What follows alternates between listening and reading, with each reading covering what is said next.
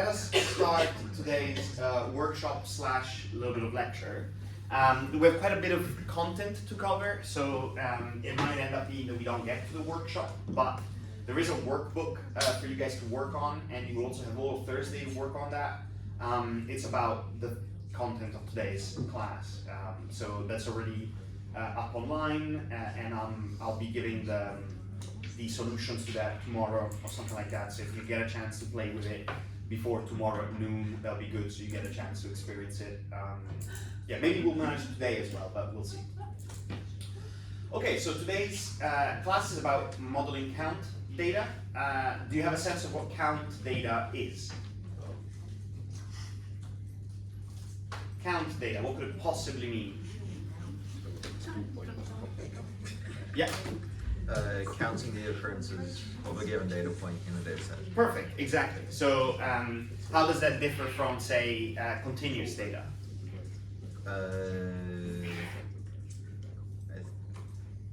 It is set intervals.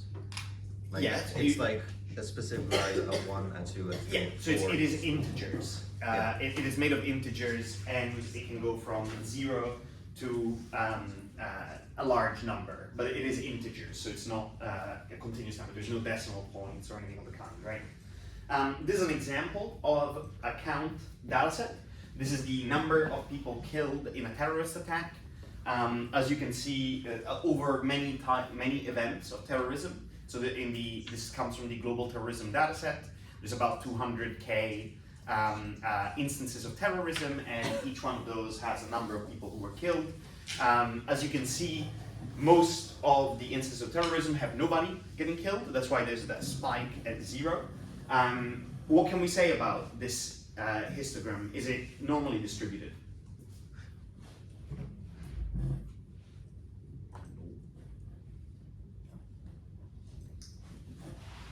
No, right? Yeah. Does it look bell-shaped? No. Does it look symmetric? No. Very good. Okay. So this is the problem, right? This is the problem. The problem is we would like to analyze count data with a linear model, but for a lot of count data that cannot work because typically counts tend to be skewed. Sometimes over-representing zeros, sometimes being skewed to the positive direction as well. So that's the issue.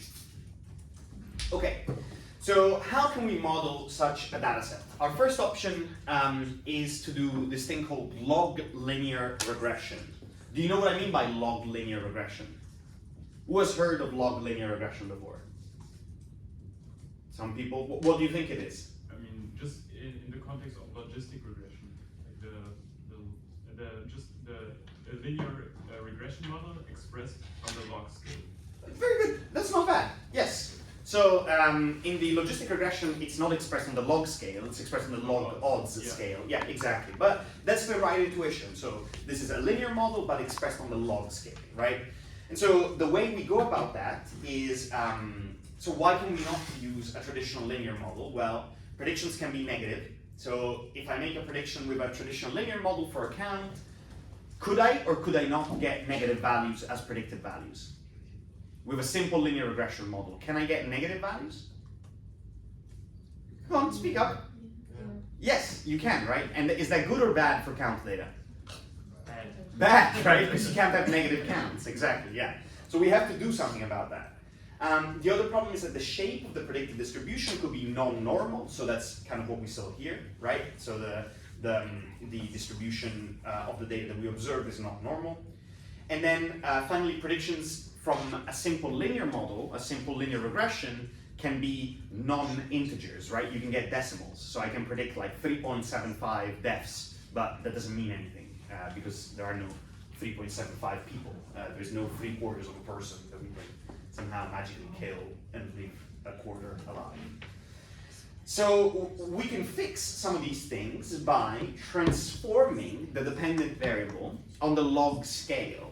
What does that mean, do you think? What do I mean by transforming the dependent variable to make it on the log scale? What does it entail? What do I do to that dependent variable?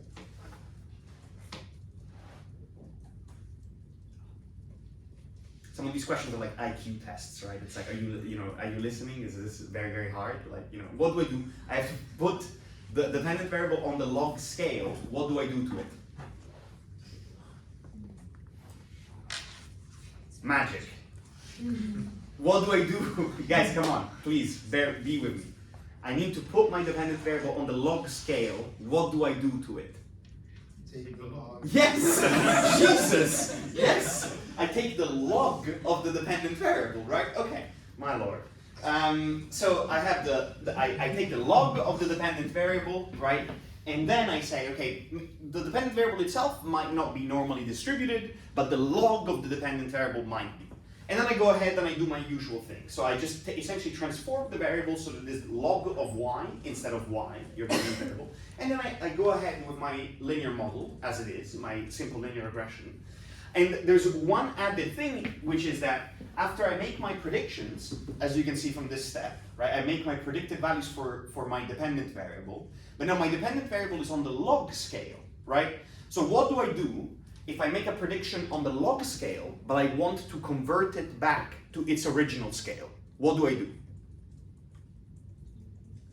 You take the exponent. Yes, exactly, yes, very good. So that's the thing, right? So I fit my model, right? I take my dependent variable, I transform it on the log scale by taking the log of my dependent variable. Then I fit my linear regression model, I make my predictions, and then after I have my predictions on the log scale, I take the exponent of that, and that gives me predictions on the original scale. Does that make sense? Very good. So what does it mean to take the log? Okay, some of you have seen this before. This is just a log, right? So the log, when I say log, typically I mean the log on the exponential base, right? That you can also take the log on the power of 10 or the log of the power of 2, but typically what we mean is the log on the exponential base, right? And that is characterized by the fact that the log on the exponential base, the log of 2.75 or whatever is 1, okay? So that's what it means to be on the exponential base. Who has seen this before? Who has seen the log function before?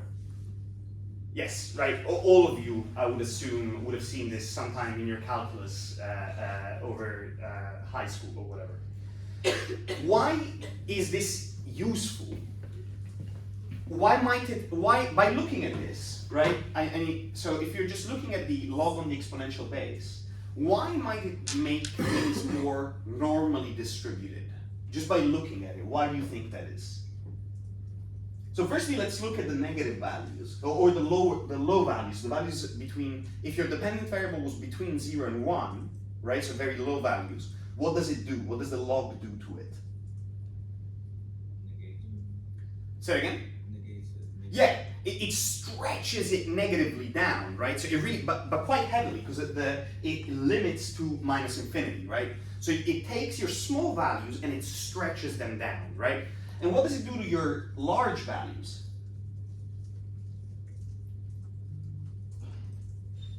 It squishes. Exactly, it compresses them, right? So if you imagine you have a skewed distribution, I take my low value and I stretch them, and I take my large values and I squish them, I get a little bit of a bell-shaped distribution as a result, right? That's the intuition behind it.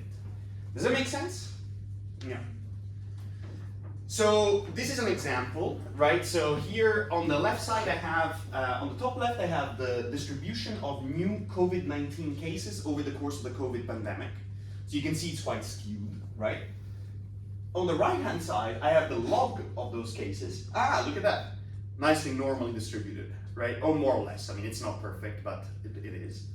And below I have the relationship between Google searches for nasal congestion and the number of COVID cases daily. And you can see that if I use the untransformed values, this model is weird, right? It's fitting this linear model, but the data is clearly not linear, and it's just dodgy, really. Can you see that? Whereas if I instead take the Google searches for nasal congestion, but I take the log of both sides, right? The log of the nasal congestion searches and the log of the new cases, I get a much nicer relatively linear relationship. And you can see that the correlation also increases between these two. So the log, when you take the log of the dependent variable, it makes it a little more normal. And if you take the log of the dependent and the independent variable, you typically get a nicer linear relationship between the two. Okay? Does that make sense? Are we on the same page? Yes? Yeah, question. So you can decide to do either, like only take the log of the dependent? Absolutely, and that's exactly what we're about to discuss in what follows. Yes, that's right. Now, why does this work? Why does transforming my data with the log, why does that still lead to a valid analysis? And the answer is because the log doesn't change the order of my data, right? So if I had a very low value, let's say I had a value of 0.5 on my original scale, that value corresponds to a very negative value on the log scale, but it is still lower than whatever the next value was on the original scale. So the log preserves the order of the data, but it changes the shape of the data. And any transformation that does this, that preserves the original order but changes the shape, so the distance between the points, is called a monotonic transformation. And that's why the power of the log is that it is a monotonic transformation. So it doesn't mess with our analysis. It doesn't change the order of our observations. Is that clear? Yeah. I'm just assuming if the data sets have very dense value on a high data point, but very less data point on like 0 to 1.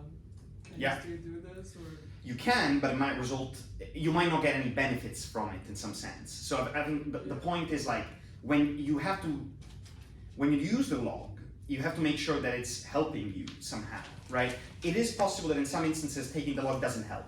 That is just a fact. So you should evaluate whether your variable becomes more normally distributed before you do it, for example. Yeah. More questions? Okay, so this is just sort of the intuition behind what the hell we're doing, right, with log regression. Now let's try to look at the interpretation, okay? So this is the interpretation of a traditional linear model. What does the second line there mean? Somebody might want to offer to explain to me the second line of that equation.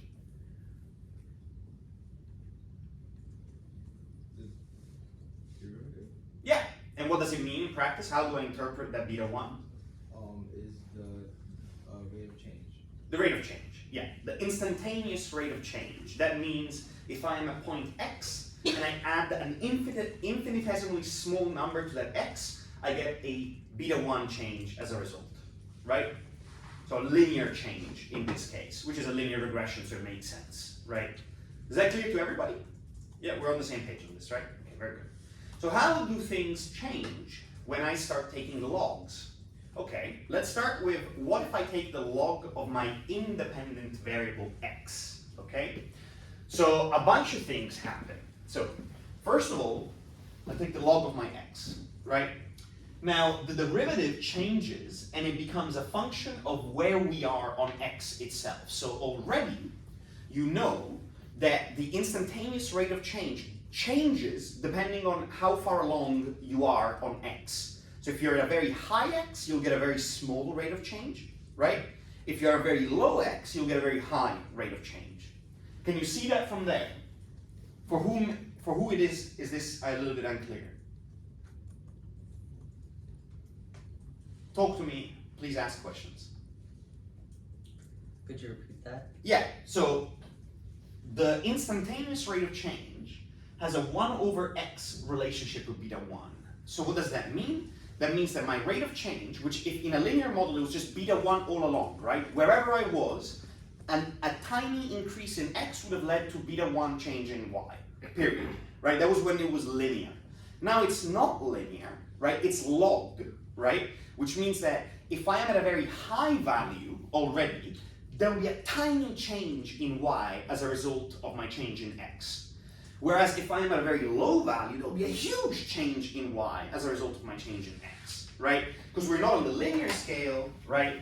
We are on the, what the hell is this? This is a strange color. Okay, sorry. So so if I have a linear model, right, any small movements I make on x always give me the same rate of change y, right? So this is the delta, this is the gradient, right? But now I'm on the log scale, and so I have a 1 over x relationship, so my rate of change here is very different from my rate of change here, right? So where I am on that x changes by how much x affects y. Does that make sense? Yeah. Okay. And so, so that's an intuition, that's good, but now we have to be able to interpret the coefficient in a meaningful way. Now, here there is a small derivation. I'm not going to go through it. I'm just going to tell you what the output of the derivation is, and then you can ask me questions about it if you want, or you can ask the DETAs questions about it on Thursday, okay? But if you want to know how we get to this final line that I'm about to explain to you, you can look at this and ask the DETAs how it works, okay? So, basically, for a small p, so for a small percentage change in x, okay?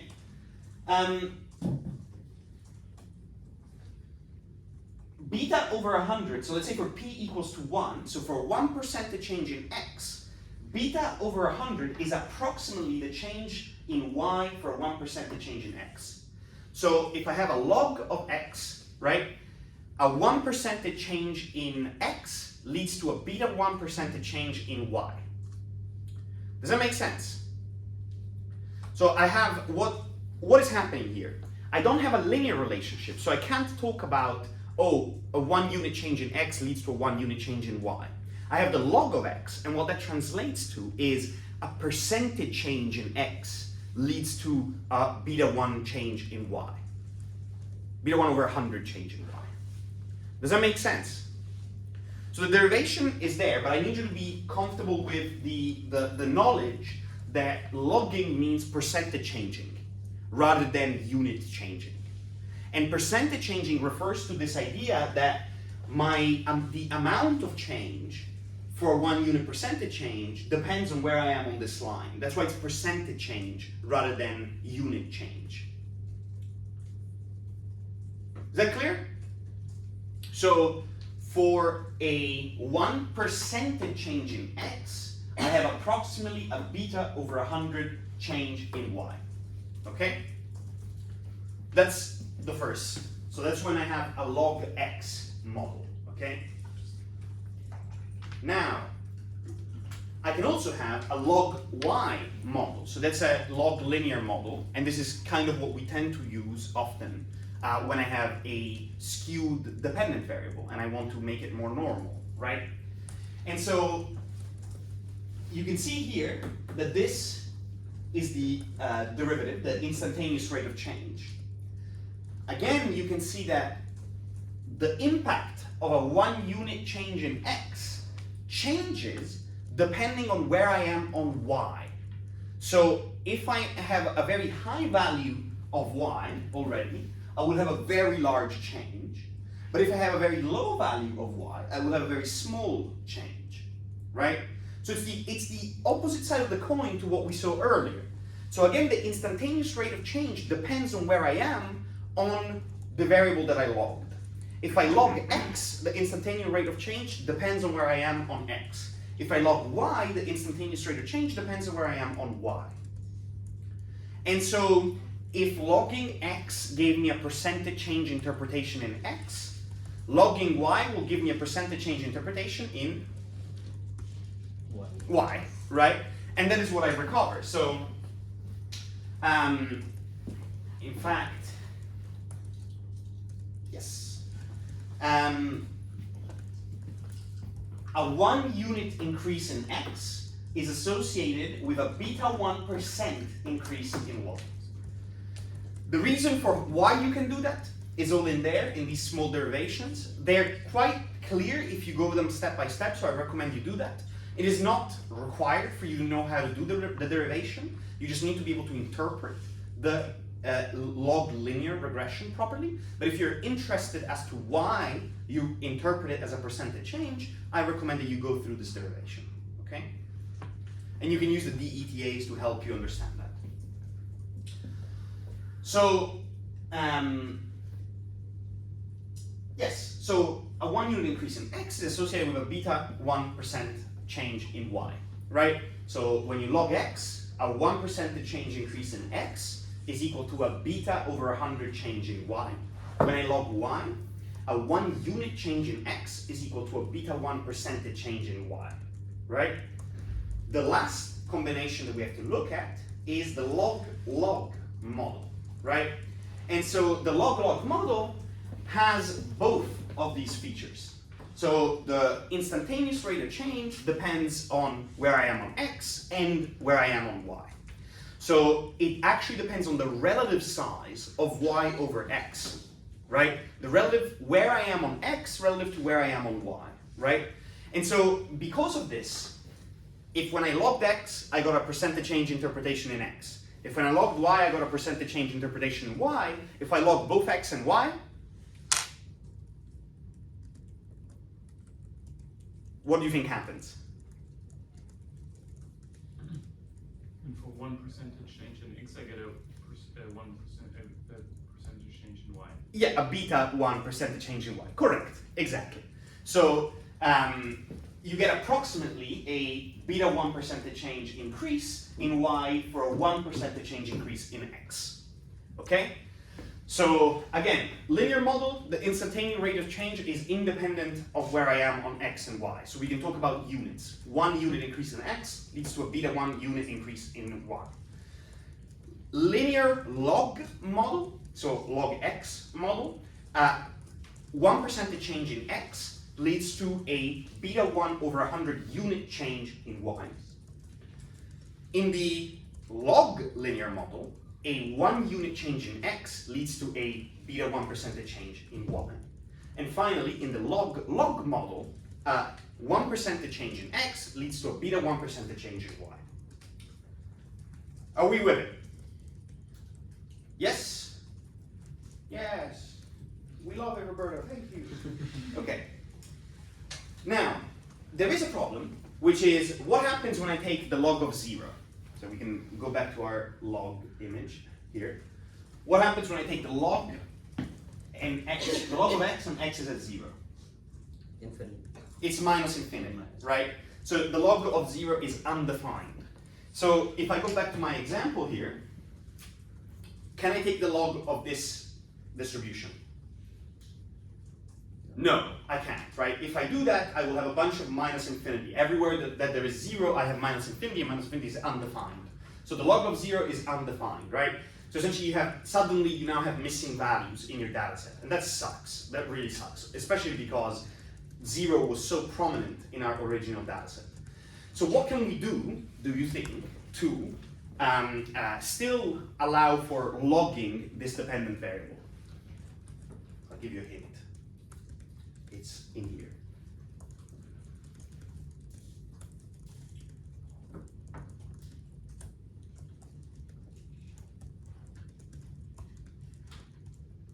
What can we do? How can we transform the original variable? Yeah? Add a constant. Very good. You can add a constant, right? Now, why is that sensible? Why might we even consider doing this? Because again, it doesn't change the order of things, right? So it's still a monotonic transformation in that sense. Okay. And now it has shifted, right? We're no longer, all of our observations that used to be zeros are now ones, and so the log of 1 is,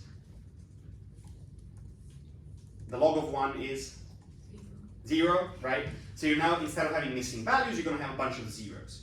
Okay, so that's okay, but unfortunately, so that's a good idea, right? We do that. So if we have a very skewed variable, there's a bunch of zeros, we add a constant, typically 1 or something very small, right? And then we take the log of that. Unfortunately, this leads to bias in our regression coefficients. And the bias is proportional. So lambda hat here is the effect of a covariate, x, onto the outcome y, log of y, when I add a constant. And beta hat 1 is if I was able to not add that constant in theory, right? So this is the true relationship, beta 1, and lambda is the relationship when I add the constant. And what I see is that there is a clear bias which is led to the expected value of y. So if the expected value of y is very high, we don't care about it, right? So if y, our dependent variable, is not close to 0, then we don't care. Adding 1 is fine, because for the most part, it's not going to add any bias. And you can see that because if the expected value is very, very large, right, this whole term kind of goes to 0, right? So that's fine. On the other hand, we do, however, care when it is very small. So when we have a lot of zeros. And that's a big problem. This is sort of how that bias looks like. So if you imagine a hypothetical world in which you add a constant to the true dependent variable, and the true data generating process indeed did have the constant included in it, then you have almost no difference between the two. As the true data generating process gets closer to 0, so to containing zeros as opposed to things away from 0, we get bigger and bigger and bigger biases. And in particular, you can see that your estimated lambda never quite changes between -2 and 2, whereas your true values, because you have these very close to 0 elements, change quite dramatically. They have a range of -4 to 4. So the bias of my model increases as my true data contains more and more zeros, or the expected value of my data is closer and closer to 0. Is that clear? Yeah. So, moral of the story, adding a constant is a reasonable choice, but if you know that you have this sort of thing, probably not such a reasonable choice. We're going to run into a lot of trouble here. Okay. Do you understand why we run into trouble here? Yeah? Who doesn't understand? You don't understand. If we have a lot of zeros, we're going to have big bias because think about what we're doing, right? We're taking the log of y plus 1, and we're pretending that this is the same as running the model on log of y, right? If a big proportion of your y's were close to 0, adding 1 leads to a very big bias added to the model, right? Because the truth was 0. It wasn't 100 and then adding 1, it doesn't matter. It is 0 and you're adding 1, which is a massive rate of change, right? So that's why you run into trouble. Your log plus 1 regression coefficient is going to be a biased estimate for your log regression coefficient. Is that clear? Okay. So, and you can see it in here, right? As if my expected, this is the formula for what bias you get, right? This bottom thing here. My expected value of y, if it increases to infinity, the bottom also increases to infinity, and infinity over infinity is 1. So you get lambda equals beta. So I have no bias, right? With large expected value of my dependent variable, adding 1 doesn't matter, right? If instead we bring this expected value to 0, enormous bias, or very close to 0 if you will. Even if you bring it to just 1, right? If my expected value was 1, then I have 1 over 2. So my lambda is half the value that beta was. My log plus 1 regression coefficient is half the size of my log regression coefficient. Does that make sense? So this is, yeah. So the bias is then kind of part of the coefficient. Yeah. So you can never really disentangle this. The reason you can't is because you never, if I could take a log regression, I would, right? So if I didn't have to add 1, I would do that. And then what I would see is if I could take, I have a bunch of zeros in my dependent variables. I cannot take a log of that, right? But this beta is the hypothetical coefficient. If I could take a log of that, I would get this beta coefficient. Does that make sense? Yeah. So, but in fact, I have to add 1, or I have to add a constant in general in order to be able to analyze the data. And when I do, I get a biased regression coefficient. Are we with it? Yeah? Okay. More questions on this before I move on to the next thing? Yeah? I had a totally unrelated question. Yeah, yeah. If you go back to the COVID Yeah. cases and the clogged nose, Yeah. now in the first example, the distribution is skewed to the right, Yeah. right? So you take a log. If it was skewed to the left, would you take the exponent? Ooh, that's a good Does question. it work that way, or? Well, no. No. No. Okay. And also consider what we're doing. Right? We're dealing with count data. Mm-hmm. So if you took the exponent of count data, it would blow up Yeah. regardless, right? So even if it was skewed to the left, taking the exponent of something like 1,000, it's infinity, right? So it doesn't work like that, unfortunately. Okay. We can't really use the exponent to transform our data. Yeah. Fair enough. More questions? No. Okay.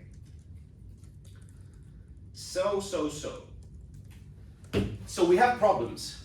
We have problems because we want to use a normally distributed regression, a normal regression, a linear regression to analyze our data, but our data is skewed. And if we take the log of that data, we can't do that because there's a bunch of zeros, and so we have to add 1, and so we get biased regression coefficients. So we're in trouble. So what can we do instead? We can use Poisson regression. Who has heard of Poisson regression? Yes, one person has, other people? You know that le Poisson. Have you ever heard of that? No, it was like from Ratatouille, I think, or something like that. Anyway. Has nothing to do with the guy named Poisson who invented this regression coefficient. The idea is the Poisson regression is the natural distribution of count data. So the input, in the same way that a linear regression model would give you bell-shaped output for continuous data, a Poisson distribution will produce counts. And what does those counts dependent on? They're dependent on a parameter called lambda, which is the rate. So let's think this through. So y are some numbers, right? Some number of events, right? So it could be 3, 7, 0, 2, 5, etc. So you've observed 7 events, let's say. I've observed 7 number of people killed in one terrorist attack, right? The lambda is the rate parameter. It tells you the expected number of people killed per unit of interval, in this case, terrorist attack. If this was, it could be a time interval, for example, the expected number of, crickets counted in 1 month, or something like that, right? The expected number of good student in a class at UVA, right? So it's the rate. It is the expected number per interval of measurement, right? And that interval can be a time interval, it can be a space interval, it can be contextual, right? Does that make sense? Who has questions about this concept, the Poisson distribution? Can you please repeat it? Yeah. So I have a Poisson distribution. What is the dependent variable? What does it look like if I decide to distribute it with a Poisson distribution? What? The dependent variable that I'm trying to distribute with a Poisson distribution, what might it look like? What values can it take? Oh, from 0 to infinity. To a very large number. And can it take decimal values? No. No. Right? So it's count data. The Poisson distribution is used to distribute integer data, okay? What do those integers tell me? What do those integers mean? For let's take the terrorism example. The number of whatever you. The number of whatever I want per Oh, per instance of whatever it is, right? The number of whatever I want per instance of whatever it is. The number of people killed per suicide attack. The number of good students per class, right? That kind of thing, okay? And there's only one parameter that determines that in a Poisson distribution. that is the rate parameter lambda, and in the context of the terrorism example, what does the lambda parameter mean? The rate, Yes, and in words, what would it be? like the change in the number of this per time. Say it again. Like, you mean like how often the count, like fluctuates, changes? Sort of. It's the expected number of people killed in any given instance, right? So I might observe 3 people killed in one instance, I might observe 7 people killed, I might observe 0 people killed. On average, the expected number of people killed, the rate of killing, is lambda.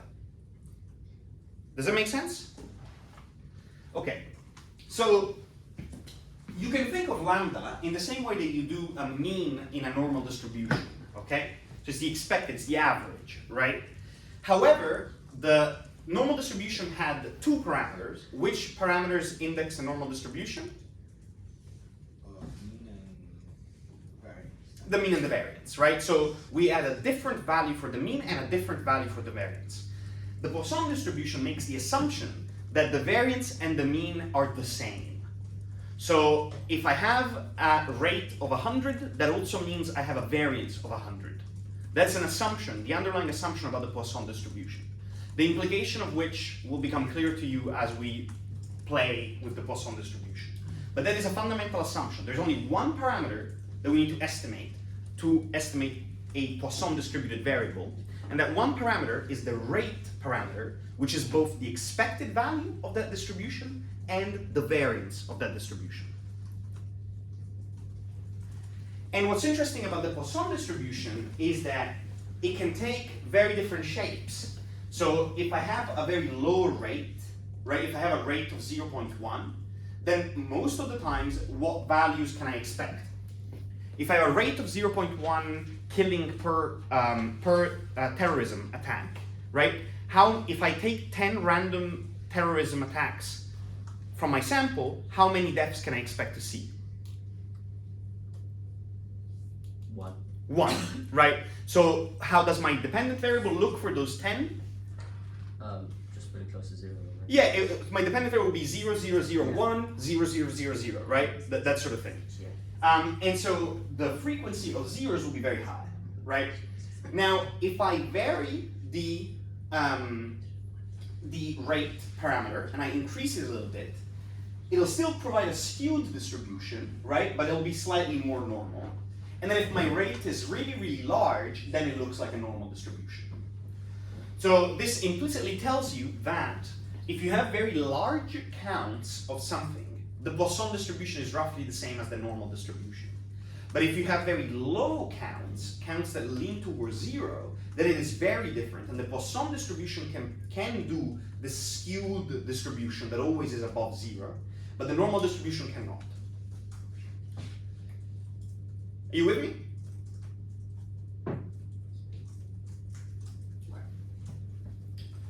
So, simple model, right? So what are we going to do now? We're going to go through our inference framework, right? So let's say this is a simple model. We used it when it was logistic regression, we called it the homogeneous probability model, right? And if it was the linear regression, we called it the homogeneous expectation model, right? And now we're going to call it the homogeneous rate model. Why might I call it the homogeneous rate? What might homogeneous mean in this context?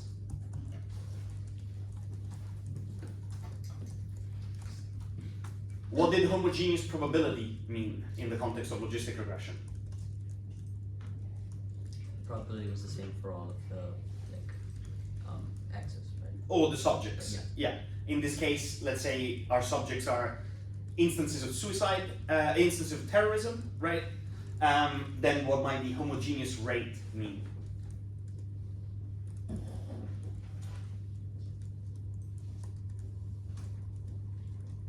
Come on, guys. So what is the rate, right? You agree it's the expected number of killed on any specific instance of terrorism, right? That's the rate. So if I say it's the homogeneous rate, what might I mean by that? That rate is the same for every attack. Exactly. So I have the same expectation for number of killed for every attack instance, irrespective of what the specifics of that instance are, right? This is the homogeneous rate. Same as the homogeneous expectation, same as the homogeneous probability. For every subject in my sample, I have the same rate, right? This is it, okay? So this is the simplest model we can come up with for a Poisson distribution, and it has one parameter to estimate. What parameter are we trying to estimate? Lambda, and what is lambda? The rate. The rate, perfect, okay. So is everybody with me? Yeah? We have some count data, we have an assumption that there is a homogeneous rate, so every one of these instances of counts has the same expected number of counts, right? And now we're trying to estimate this expected number of counts or the rate. Okay, beautiful. So this is the directed acyclical graph. Y is lambda in a circular circle as opposed to a squared square.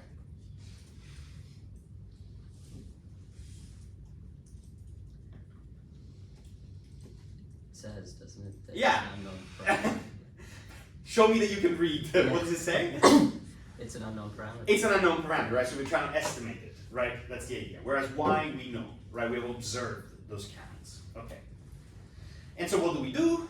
The usual thing, right? How do we estimate parameters? We take the likelihood function, we take the log of that likelihood function, we take that over the full sample, we take the negative and we minimize that. So we minimize the negative log likelihood to obtain the maximum likelihood estimate of that rate, right?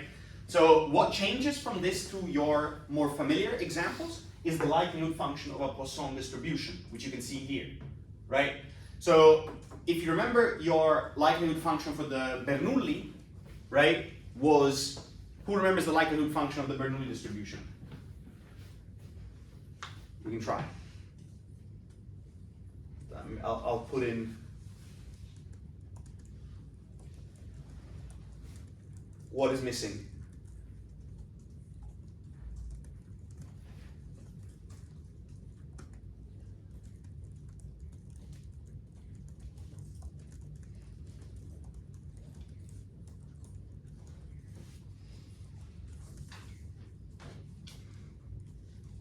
Give it a shot, guys. What is missing?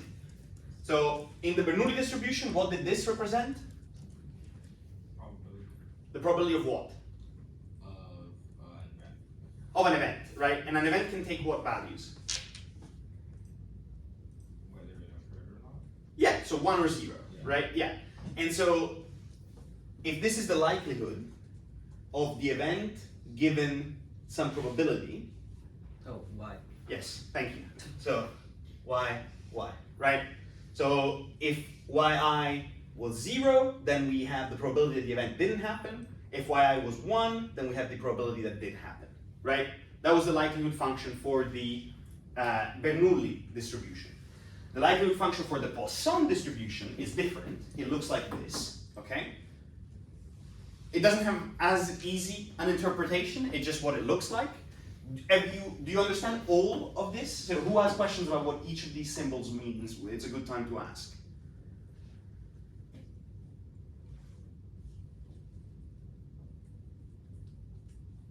No questions?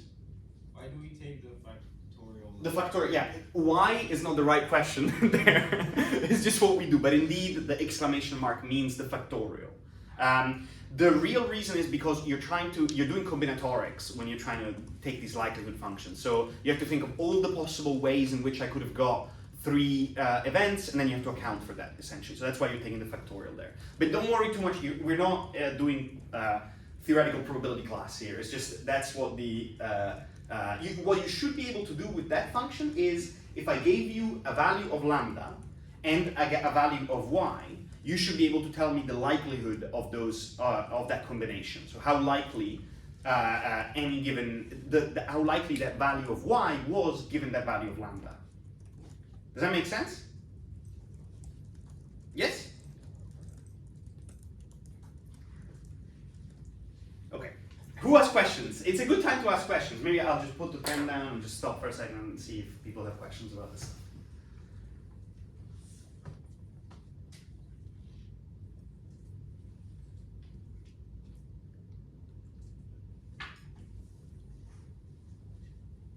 Who can tell me, for example, what is going on there? So what does this slide tell me?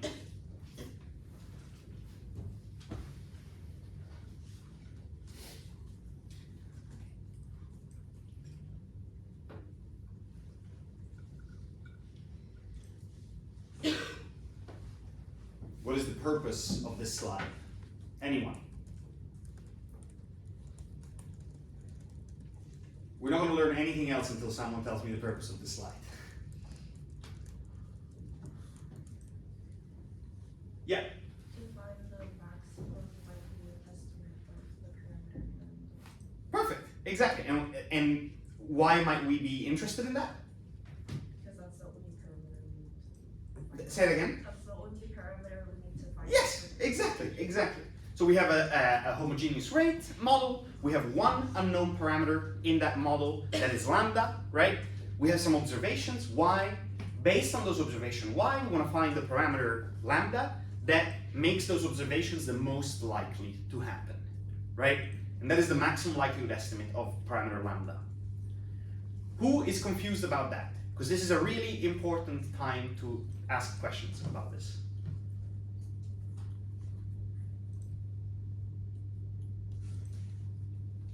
Okay, I'm going to take it that everybody is with it. I'm going to be very angry if people are not with it afterwards. I'm kidding, but please tell me if you are not with it. Okay, good. So we estimate the maximum likelihood estimate for our parameter of interest lambda. Do we know that parameter of interest for certain, or do we have uncertainty about it? It's uncertainty. There's uncertainty about it, right? And what do uncertainty about maximum likelihood estimate look like? A bell shape, right? A normal distribution, exactly. And so this is the empirical posterior distribution of our parameter lambda, which encodes the uncertainty we have about that parameter, right? And as you can see, the mean is just a maximum likelihood estimate. And the variance is the maximum likelihood estimate of lambda divided by n. We divide by n. Why do we divide by n? To get the average, right? Well, wait, so, okay. What does n represent here? Yeah, that's a good question. The n represents the sample size, right? So we observed the sample of data and then we estimated the lambda with it. So what if n is very, very large? So if I have an enormous sample, are we more or less certain about the true value of lambda? More certain. Yeah. More certain. And what happens to the variance if I have a very large sample? Just look at that. What happens if I put n and I increase n to a very, very large number? What happens to the variance of my maximum likelihood estimate? Which is 0. Correct, which means I know it for certain, right? So as I observe the whole population, I have no doubt about what the true value of lambda is. So the variance goes to 0 and I have no longer uncertainty. But I estimate it with a small sample, and if my sample is small, then my variance is small or large? Large. Large, right? Is everybody understanding that? If my sample is small, my variance is large, right? Which means I have a lot of uncertainty. Does that make sense? Yes, okay, I see a lot of nodding heads. I'm going to assume that this sort of makes sense. Okay. But what's the problem here? Can the rate, the expected number of counts, be negative? No, right? Because what does it mean to have a negative count or a negative expected number of counts? Like using a normal distribution for a probability, using a normal distribution to underline the uncertainty of a rate can lead to dodgy stuff, namely negative rates, right? And that doesn't make sense. So we have an alternative in the same way that we had an alternative. Who remembers what was the alternative to the normal distribution for the probability parameter? The beta distribution. Who said that? Yeah, very good. So, and do you remember what the values of the beta distribution meant? What was the meaning of alpha? You remember the beta distribution has two parameters. What were the meanings? Yeah? Intercept slope. No, unfortunately. Good try though. I respect it. So the beta distribution had two parameters. Yes, exactly. The number of successes observed and the number of failures observed, right? And so, like that, there's a direct parallel. So, in the logistic regression, the asymptotic distribution or the empirical posterior distribution of my probability parameter could be approximated as a normal distribution, but it gave me negative or above 1 values, and we didn't like that. So instead, we used a beta distribution that leveraged the observed number of successes versus the observed number of failures. In the Poisson distribution, we have a gamma distribution, beta and gamma. And it also has two parameters that index it. The first is the total number of counts, so how many events did we observe? And the second is the total number of observations, so over how many samples did you observe these counts? And the gamma distribution can give you these, like the beta distribution, you remember it was very flexible, it allowed for all sorts of shapes within the content of 0 to 1. The gamma distribution allows for all sorts of shapes between the content of 0 to infinity, which is the range of the rate parameter, right? So you can see that if I observe very few counts for, if I observe very few counts over a small number of, a small n, let's say, then what I see is a very skewed distribution to the left, right? It never goes negative though, which is important, right? Instead, if I observe a high number of counts, per sample, right? Then I have a much more normally distributed variable. So what's the takeaway here? If I use a normal distribution to approximate my rate parameter, it can sometimes lead to problems, namely negative rates. What I do instead, if I have this simple homogeneous rate example, I can use the gamma distribution. And the gamma distribution depends on the number of counts that I observe and the total number of samples, n, that I observe. And I can generate a distribution that is more coherent with lambda, which is the rate. It never goes negative. You can see, however, that the median of the normal distribution and the gamma distribution are almost the same. It's just that the tails, so the interval, would change quite a bit. Questions about this? Yeah. Can you say once again which variables the gamma Yeah. distribution is? So the gamma distribution depends on the first parameter, the shape parameter of the gamma distribution. It's just the sum of the counts. So all of the number of killed in our sample, right? And the beta parameter is the total number of samples. Intuitively, you can see that you can make a rate out of this, right? If I count my deaths, and I have 1,000 deaths, and then I count my samples, and I have 100 samples, that means that on average, I have 10 deaths per sample, right? That's sort of what's going on here. That's why these two parameters are how they are. What do you mean by sample at this point? In this instance, it would be, let's say I have 100 instances of terrorism in my dataset, the rows in my dataset. Ah, okay. Yeah. Yes. Yeah. So why am I teaching you about the gamma distribution and the beta distribution? Because you have to know these distributions. They are distributions that are commonly used. But also they are, if you're using a very simple model like the homogeneous probability or the homogeneous expectation or the homogeneous rate models, then these are the proper, if you will, distributions to describe the unknown parameters. The normal distribution is an approximation, as usual.